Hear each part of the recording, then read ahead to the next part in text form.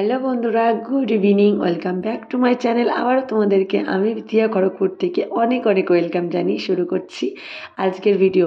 তো এখন ঠিক সন্ধ্যার এই 6টা সাড়ে 6টার মতো বাজে। তো আমি একটু পার্লারে এসেছিলাম আইব্রো করতে, কালকে এক জায়গায় যাব বলে।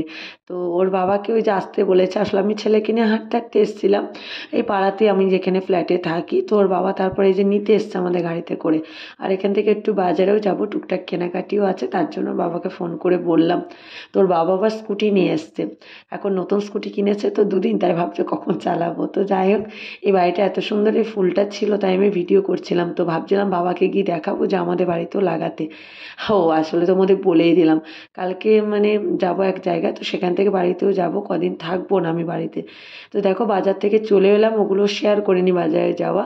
তোর বাবা বলে একটু ফ্ল্যাটের সামনে এখানে একটু চালাও। তো দুদিন কিনেছি তো সাহস আর হচ্ছে না। তো আমার এই আসতে গেলে দেখবে পাশে ড্রেন আছে অনেকেই পাড়াটায়, তো ড্রেনগুলো দেখেই না আমার একটু হাতটা কাঁপছিল। তো দেখো এই যে বাজার থেকে এনেছি মিষ্টি, এনেছি আমাদের জন্য একটু সন্দেশ এনেছি। আর কালকে মানে যাব ভোর ভোর, মানে সকাল সকালই বেরোবো, তো কোথায় কি নামবো কি পাবো না। তো একটু ভাসুরদের জন্য মিষ্টি নিলাম। আসলে কাঁচরাপাড়া যাচ্ছি আমরা, তো একটা বিয়ে উপলক্ষে যাচ্ছি। তো ওখানে আমার ভাসুরের যেহেতু বাড়ি, তো ভাসুরের বাড়ি না গেলে হয়। তার বরের জন্য এই যে টুকটাক বিস্কিট টিস্কিট কিনলাম, ম্যাগি ট্যাগি।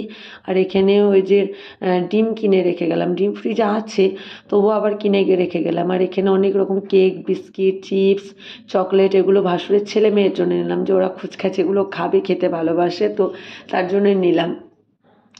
তো যে মানে একটা দাদা মানে দেখবে, প্রায় দেখেছো হয়তো ভিডিওতে, আমার ছেলে বার্থডে টার্থডেতে আসে, প্রায় আসে আমাদের, মানে এমনই বন্ডিংটা। তো ও এখানেই কাজ করে, ওর বাবারই কোম্পানিতে, আর কাঁচরাপাড়া বাড়ি। আর ওর সাথে পরিচয় আমাদের, মানে ওর মামার বাড়ি আমার মামার বাড়ি সব একই জায়গায়। তো ছোট থেকে চেনাশোনা। তো এই সূত্রে ইয়ার একটু সোনার দোকানেও গেছিলাম একটু এই বিয়ের পারপাস গিফট কিনতে। তো সেটা দেখালাম না, কারণ আমার ভিডিও অনেকেই দেখে, প্লিজ কিছু মনে করো না। তো তারপরে ওই আমরা এক জায়গাতে ভাড়া থাকতাম করোনার পর এসে, তো আরও বন্ডিংটা ভালো হয়ে গেছে, একটা সম্পর্কটা এতটা সুন্দর। তো আমি ভেবেছিলাম যাব না একদিনের জন্য রিসেপশনের জন্য, ওখানে এত দূর যাব না, ঠান্ডা পড়ছে। কিন্তু এত ফোন করছে আর ও খারাপ পাবে, তার জন্য ওর কথা রাখতে এই যে নট মানে হুটোপাটা করে বলতে পারো সন্ধ্যাবেলা সিলেক্ট করলাম যে ঠিক আছে চলো কালকে যাব। তার জন্য ব্যাগটাকেও গোছায়নি, কিচ্ছু করিনি। তো কেনাকাটা ওই জন্য গিফটটাও দেখলে মানে সন্ধ্যাবেলা আজকে গিয়ে কিনে আনলাম। তো এই হচ্ছে ব্যাপার। আর কালকে পরশুদিন ওর বরযাত্রীও ছিল, তো এখানকার মেয়েকে বিয়ে করলো, এই যে মেদিনীপুরের মেয়ে। তো বরযাত্রী যাবো বলে 9টার সময় রেডি হয়ে গেছিলাম আমরা পুরো।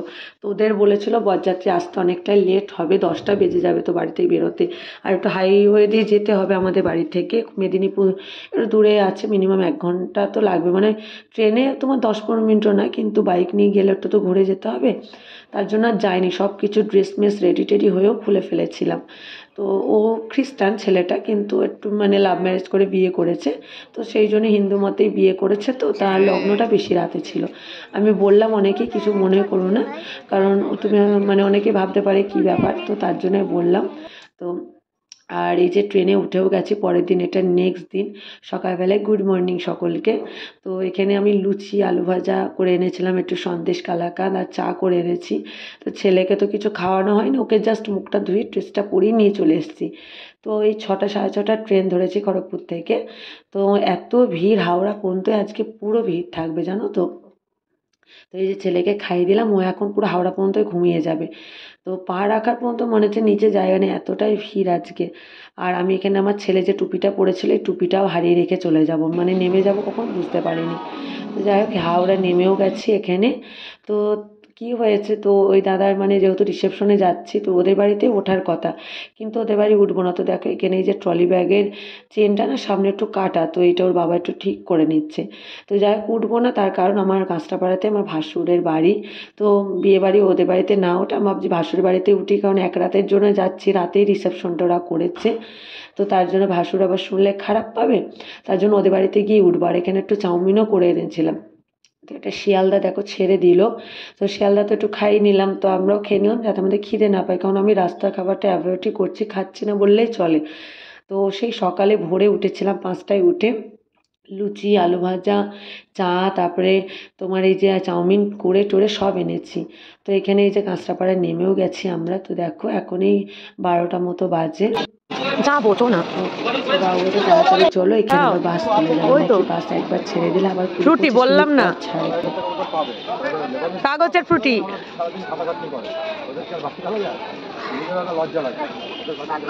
ঢুকি রাখ, ঢুকি রাখ।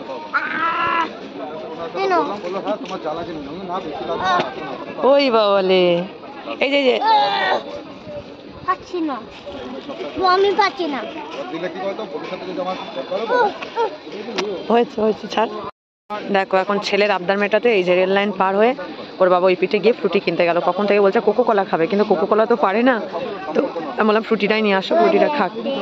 আর এত রোদ, মনে হচ্ছে পুরো গরমকাল, তো পুরো সোয়েটার পরে থাকাও যাচ্ছে না, আবার ব্যাগেও জায়গা নেই যে ব্যাগে নিয়ে আসবো। তাড়াতাড়ি আসো, আগে শেষ করে নাও, শেষ করে নাও।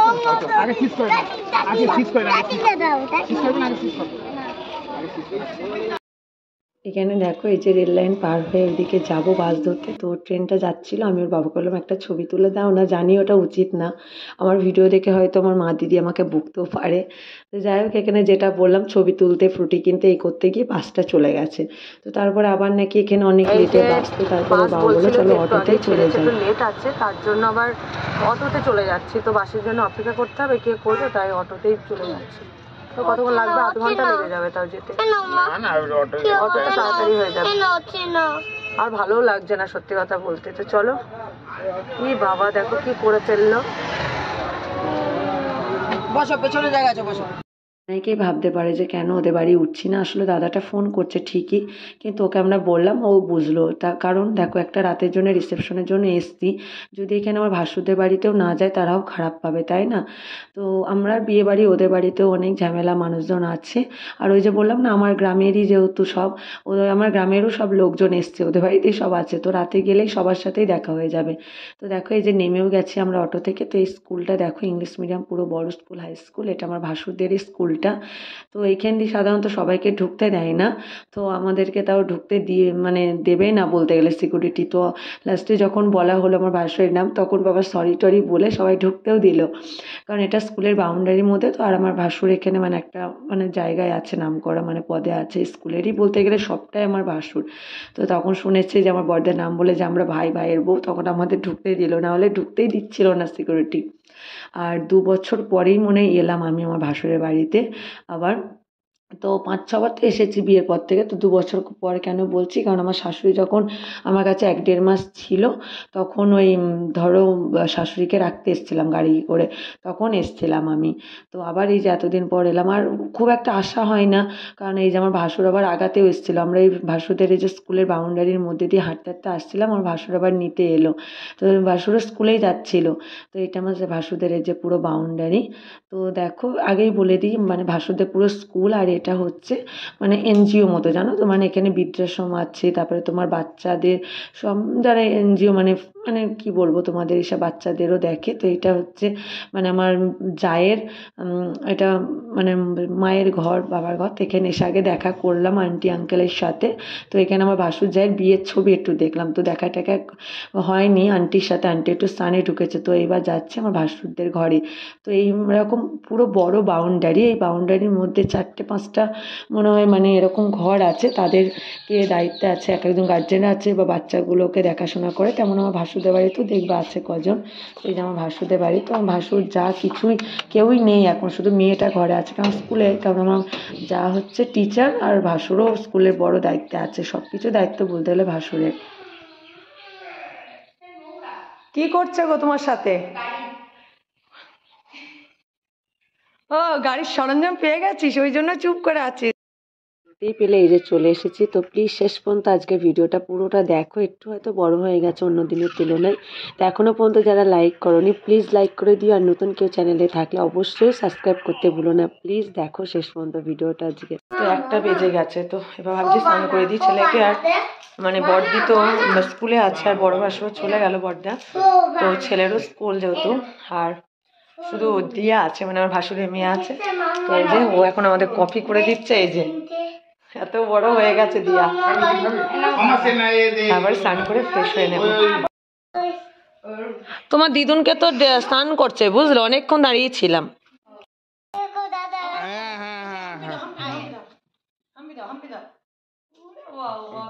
ভালো আছো? বলো দাদাকে। আবার আছে কি বড় হয়ে গেছে আদি, হ্যাঁ বাবা, আমার বিয়ের সময় এই পুচকি।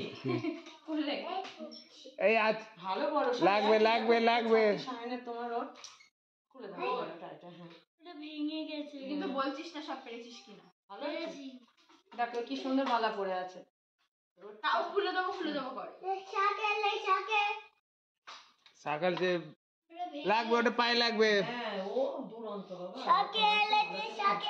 পায়ে লাগবে। সাইকেলটা ভেঙে গেছে ওখান থেকে। কে সাইকেল কিনবে? সাইকেল না না কোনটা বিক্রি করছে বিক্রিওয়ালা, এই জন্য সাইকেল কোনটা নেবে? এটা নেব আমি গেলাম সামনে দাঁড়া। ও দাদা এটা ফিরে কিনছি এটা এইগুলি গাড়ি, এটা গাড়ি কি গাড়ি রাখবে বলো? এটা কো যাবে কি গাড়ি ওটা? কি গাড়ি?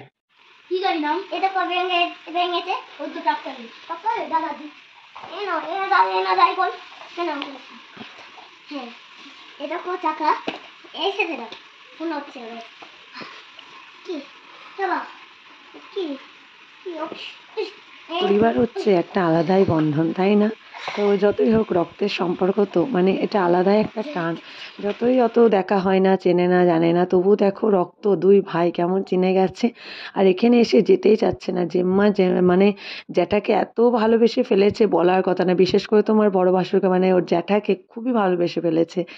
তো যখন আগের বছর আমাদের বাড়িতেও গেছিলো তখন অত বোঝেনি কোনটা জ্যাঠা জেম্মা, মানে আমার ছেলে। কিন্তু এখন বড় হয়ে গেছে তো, আর এখন প্রায় ভিডিও কলে দেখে। তারপরে আর আমি সম্পর্কগুলোকে ওকে চেনায়, মানে সব বোঝায়। তো আরোই মানে এবার সামনাসামনি দেখেছে, আরও মানে বেশি চিনে গেছে, যেটা দাদা, এটা দিদি।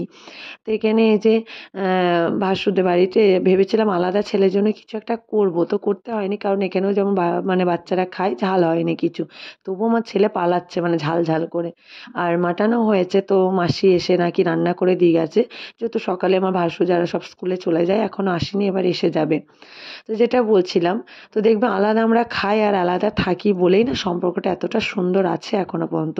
কারণ বাসন যেমন এক জায়গায় থাকলে ঠোকাঠুকি হবেই, তেমন যদি আমরা সবাই একসাথে থাকতাম না, এই যে 3 ভাই এরা, তারপরে 3 জা, তাহলে আমাদের মনোমালিন্য একটা হতোই, রাগ অভিমান সবার মধ্যে। কিন্তু দূরে থাকি, আলাদা খাই বলেই না, সবাই সবার মতো থাকি বলে সম্পর্কগুলো এখনো পর্যন্ত এত সুন্দর এবং মিষ্টি আছে। তো এটাই বলার ছিল কিছু মানুষের উদ্দেশ্যে আমার। সবাই